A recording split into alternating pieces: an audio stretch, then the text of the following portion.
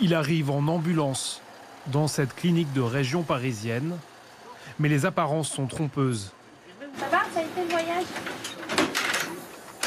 À 85 ans, ce malade du coronavirus est maintenant presque sorti d'affaire.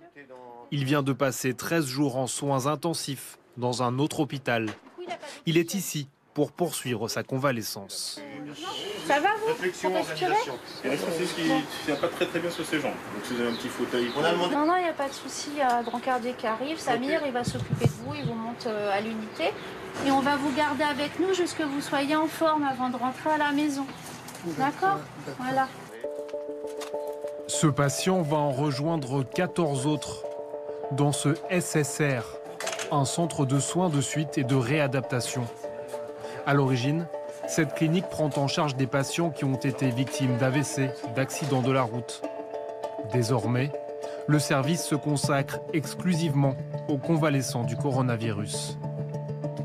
Ils doivent arriver stabilisés parce que nous, notre objectif, c'est justement de les remettre debout. La difficulté, c'est que souvent, ils ont perdu beaucoup en masse musculaire. Arrivé à un certain âge, ça va très vite.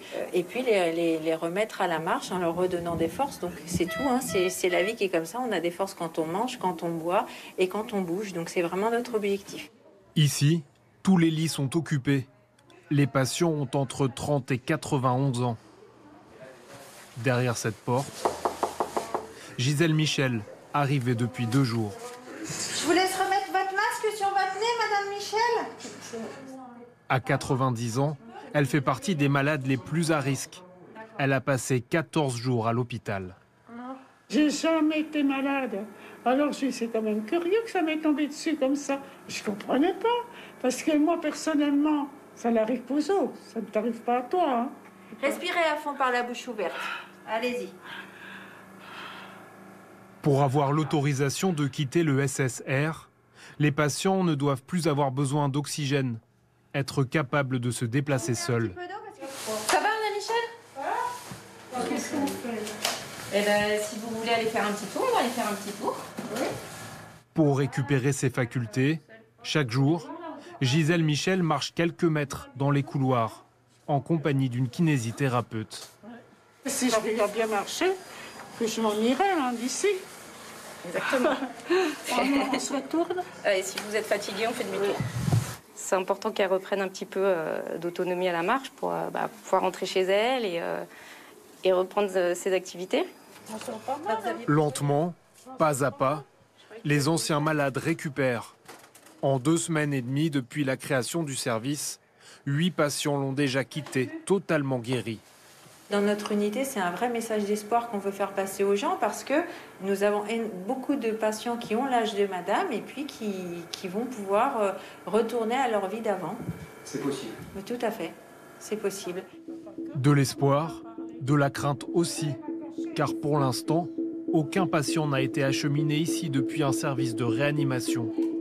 Les cas les plus lourds devraient commencer à affluer dans une dizaine de jours. Ces cas, plus problématiques, l'Institut régional de réadaptation de Nancy y fait déjà face depuis le début du mois d'avril. Bonjour. Dans l'une des chambres, Patrick Brandenburger est un homme métamorphosé. Il a perdu 15 kilos, sa voix peine à revenir. Il est extrêmement fatigué. Moindre effort, ça me prend le double du temps habituel. Ne serait-ce que prendre une douche ou quoi. Transporté en urgence à l'hôpital par le SAMU 15 jours plus tôt, les médecins lui annoncent qu'il va être placé en coma artificiel et intubé. Une décision très dure à encaisser pour l'homme de 49 ans. C'est une panique totale, mais je dis, mais qu'est-ce que j'ai fait? J'ai rien fait. J'arrive juste pour une grippe, quoi. On va me donner un traitement habituel et puis je vais rentrer chez moi. Puis je vais dans mon arrêt pendant 15 jours et puis on n'en parle plus, quoi. Du coup, vraiment, on réalise pas. Pour son 2e jour dans le service, il rencontre le kinésithérapeute qui va le prendre en charge.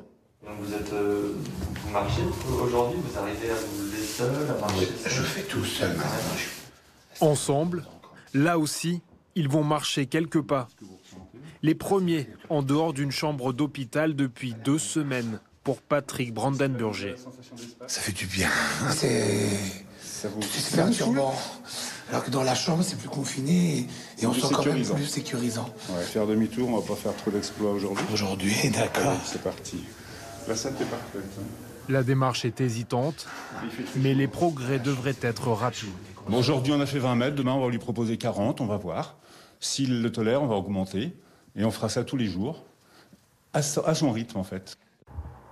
Après 5 semaines d'hospitalisation et de réadaptation, si tout va bien, le convalescent devrait pouvoir quitter l'hôpital.